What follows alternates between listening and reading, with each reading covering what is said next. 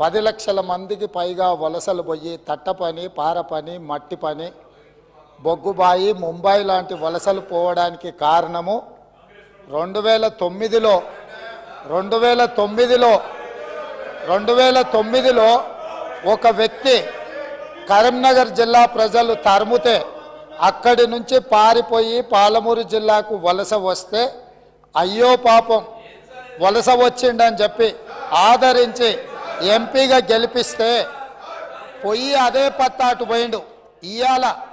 ఇయాల అలాంటి జిల్లాకు సంబంధించి కృష్ణానది జలాల మీద చర్చ జరుగుతున్నప్పుడు ఆ మహానుభావుడు ఇక్కడికి రాకుండా ఫామ్ హౌస్లో దాచుకొని ఈరోజు తెలంగాణ సమాజాన్ని అవమానిస్తున్నాడు. ఇంతకంటే కీలకమైన అంశం ఈ తెలంగాణ సమాజంలో ఏమైనా ఉందా అధ్యక్ష? మీరు చెప్పండి. మీరు కూడా వికారాబాద్ జిల్లా కరువు ప్రాంతం నుంచి వచ్చిండ్రు కదా.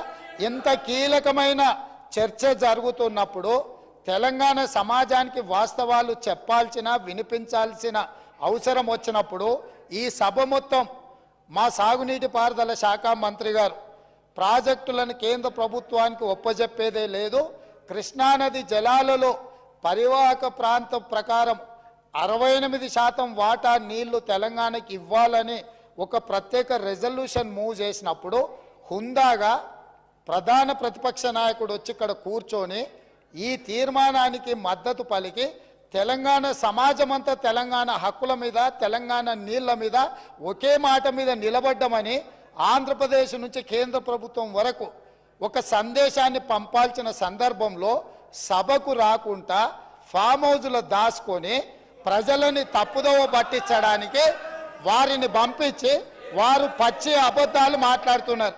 ఏది ఏమైనా మొన్న నేను చూసినప్పుడు ఆ కుర్చీ ఖాళీగా ఉండి ఈరోజు ఆ కుర్చీలో పెద్దలు పద్మరావు గారు కూర్చున్నారు. వారికి ఆ బాధ్యత ఇస్తానన్న వారన్నా నెరవేరుస్తారు. దయచేసి ప్రతిపక్ష నాయకుడిగా పద్మారావు గారు నిజమైన తెలంగాణ ఉద్యమకారుడు, తెలంగాణ కోసం కొట్లాడేటోడు. వారిలాంటి వాళ్ళని పెడితే తెలంగాణ సమాజానికి మేలవుతుంది.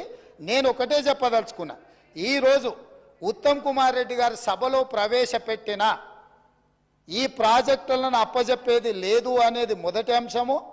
పరివాహక ప్రాంతం ప్రకారం 68% నీళ్లు అంటే 551 టీఎంసీల నీళ్లు తెలంగాణకు రావాలి అని వారు తీర్మానం ప్రవేశపెట్టినరు. దానికి అనుకూలమా వ్యతిరేకమా మొదట ఆ విషయంలో స్పష్టత ఇచ్చిన తర్వాత మిగతా ఏ విషయాలైనా మాట్లాడమనుండ్రి. అంతే తప్ప ఇవాళ వాళ్ళ మాటల వల్ల, వాళ్ళ చర్యల వల్ల శత్రువులకు బలం చేకూరుతుంది. శత్రువులకు దొంగలకు సద్దిమూటం మోసే విధానం మంచిది కాదు. ఇప్పటికైనా దొంగ బుద్ధి మార్చుకొని తెలంగాణ బుద్ధి తెచ్చుకోవాలిగా అని చెప్పి నేను వారికి విజ్ఞప్తి చేస్తున్నా.